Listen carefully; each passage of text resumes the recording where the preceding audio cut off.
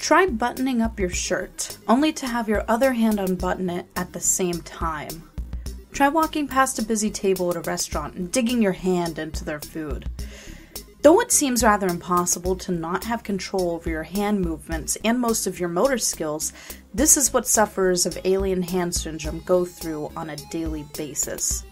AHS was first identified in 1908. It had no solid definition until 1972. AHS is a startling disorder where the affected person's hand seemingly takes on a mind of its own.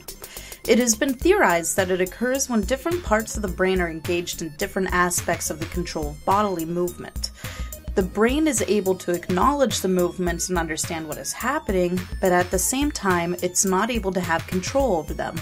This leads to what you can expect to be confusing and, quite frankly, frightening situations for the sufferer.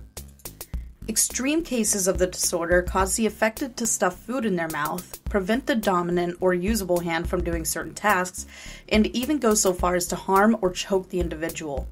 This can, over time, begin to cause the affected a sense of disconnection with their alien hand.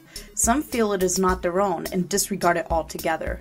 Most often, it is the non-dominant hand that is affected by AHS. The only thing that we can be thankful for is its rarity. AHS has affected an estimated 50 people since 1908.